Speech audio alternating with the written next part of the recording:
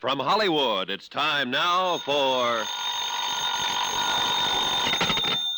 Johnny Dollar. I guess we were cut off, Mr. Dollar. Yeah, apparently. Now, who did you say His name's Bartlett, J.D. Bartlett. You mean you work for Mr. Bartlett? I mean, I am Mr. Bartlett. I mean, Miss Bartlett. Oh, now you've got me all confused. You're confused. Look, Mr. Dollar, the only J.D. Bartlett in town is me. I'm him. Her, I mean. Now, you see what you've done. I'll never forgive myself. Well, anyway, I'm the tri-state guarantee agent here in Kranesburg, and it seems the least you could have done was to look me up. Well, give me time. I just got in town. You had time to rush out there to that South Side bar and start lushing it up. I came out here to this joint to talk to a jewel thief. You what? Jewel thief? It's the guy who phoned Hartford and offered to make a deal on the Crane necklace. He claims he's the one who stole it, that for a slight consideration I can get it back. And what do you think?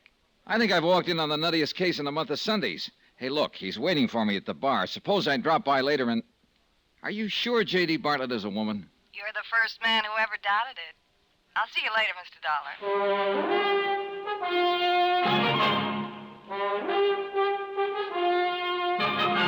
Tonight and every weekday night, Bob Bailey in the transcribed adventures of the man with the action-packed expense account, America's fabulous freelance insurance investigator. Yours truly, Johnny Dollar.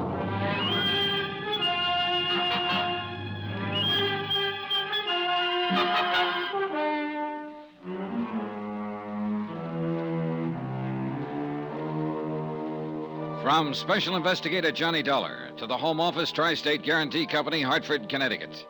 The following is an accounting of expenditures during my investigation of the Kranesburg Matter. Expense account continued.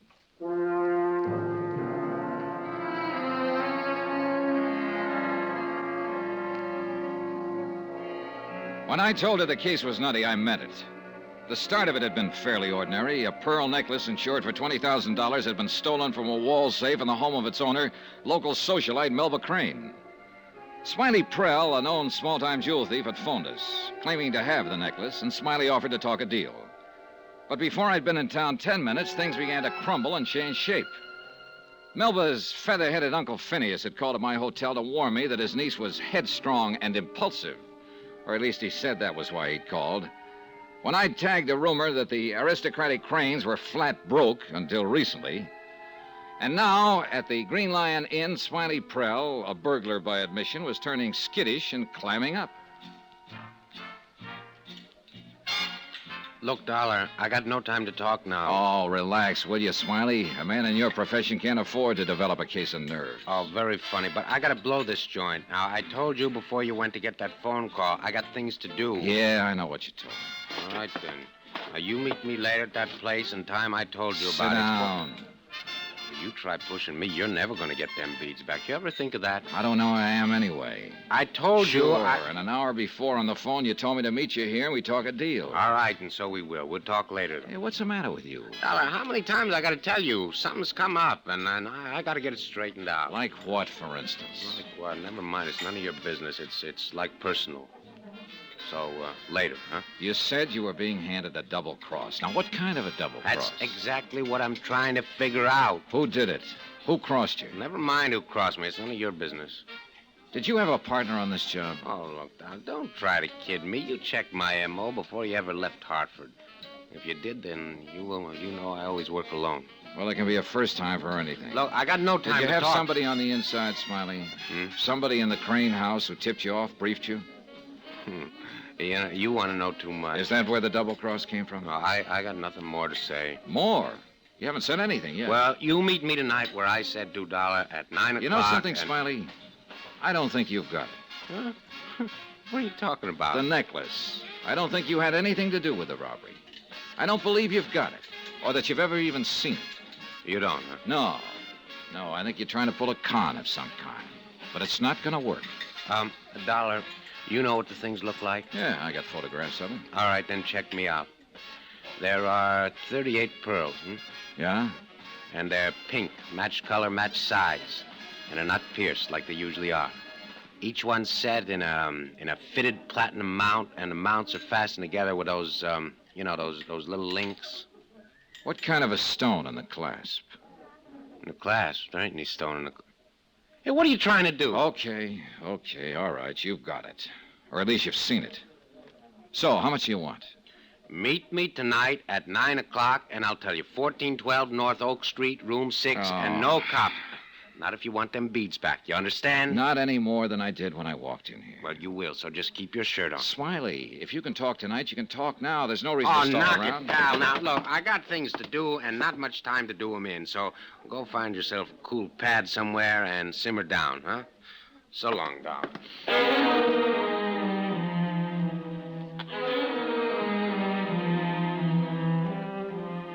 Item 4, $275. I was stuck with the check, naturally. So I paid it and strolled toward the door. I stopped just outside in the entranceway to the roadhouse and watched Smiley cross the parking lot toward a tree-shaded taxi stand where a couple of waiting hacks had parked out of the sun. A few yards away from me stood another cab, this one occupied. I stepped out of the entrance and walked over to the taxi because I'd recognized the passenger in the back seat. Afternoon, Mr. Crane.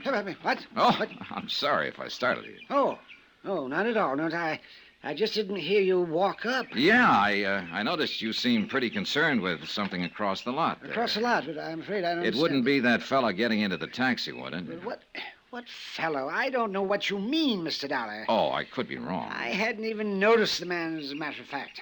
Oh, well, then, of course, you won't mind if we just stand here and watch him drive off. But I really should get back into town.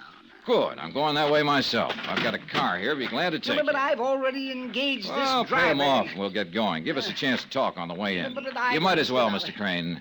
The other taxi is already out of sight. And I hadn't noticed. That's very well. Here you are, driver. Keep the change. Oh, thank you, sir. My car's over this way. I'm afraid there may be a misunderstanding of some sort, Mr. Dollar. Oh? You seem to be under the misapprehension that I was interested for some reason in that stranger who left. I said I could be wrong. And I can assure you that you are. Here's the car. Now, to the best of my knowledge, I have never seen the man before in my life. Well, there'll be days like that sometimes. What's that? A colloquialism of the common man, Mr. Crane.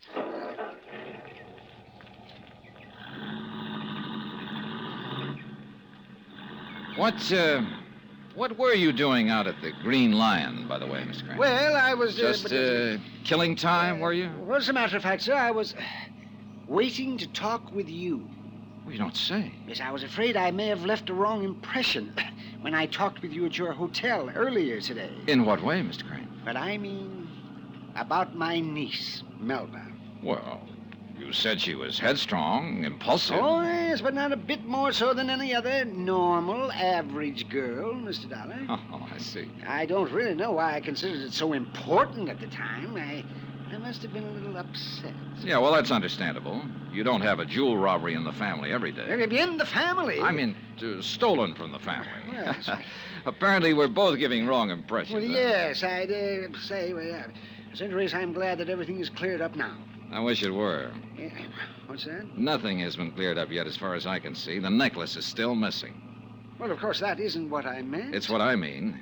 It's the only reason I'm here in Kranesburg, to recover that necklace one way or another. Well, then, what do you mean by one way or another? Either by tagging the thief and getting it back through police action, or if necessary, by making a deal.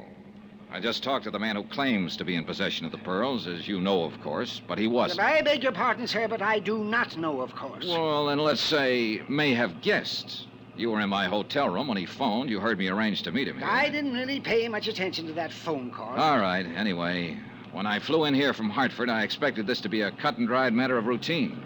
I'd meet Prell, make a quick deal to get the pearls back, and catch the next plane out. Only it's apparently not going to be that way. It isn't. Well, what do you mean by that? I mean, I've stumbled onto a whole nest full of question marks, and nothing seems to add up quite right. Prell, for one thing. I think he's got himself into a spot of some kind. His attitude doesn't make sense. And what else, Mr. Dollar? Little things. Rumors I've picked up around town. Hints. And, of course, the biggest question mark seems to be right close to home. Which one is that? You, Mr. Crane.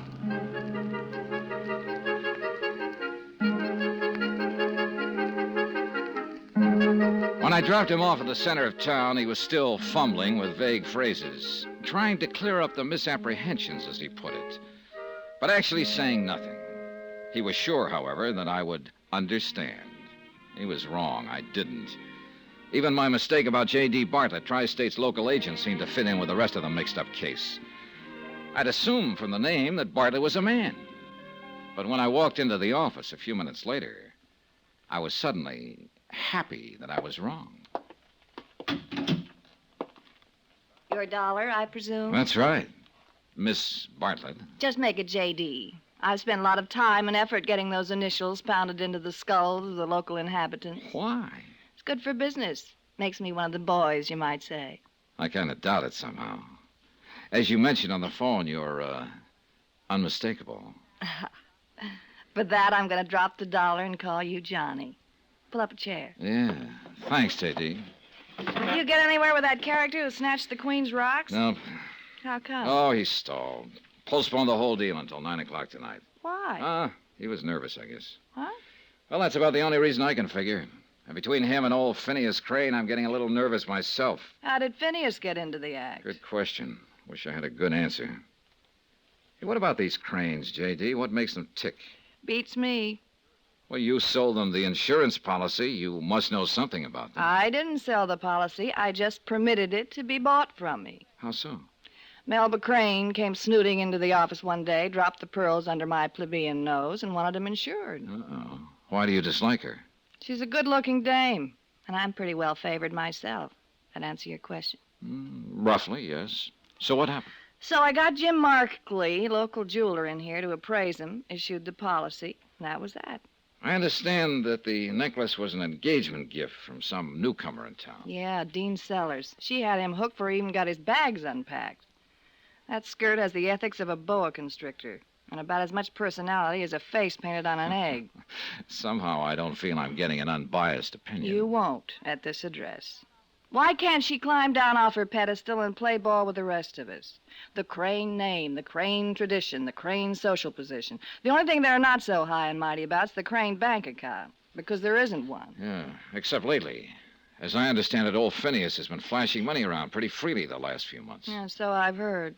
Don't ask me to explain it. I can't even explain Phineas. What do you mean? He's a rare one, that old boy. Old school tie, mouthful of mush, that sort of thing. But you know, if it was a matter of protecting the family name, I actually think he'd commit murder.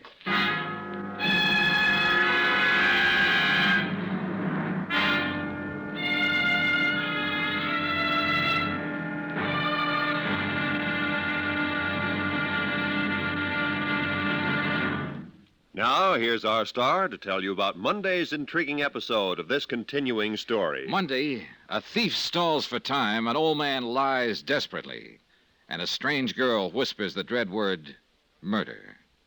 Join us, won't you? Yours truly, Johnny Dollar.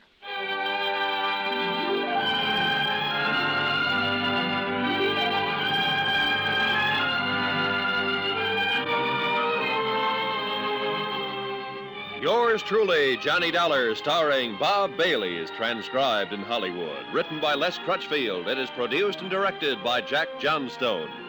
Be sure to join us Monday night, same time and station, for the next exciting episode of Yours truly, Johnny Dollar. This is Roy Rowan speaking.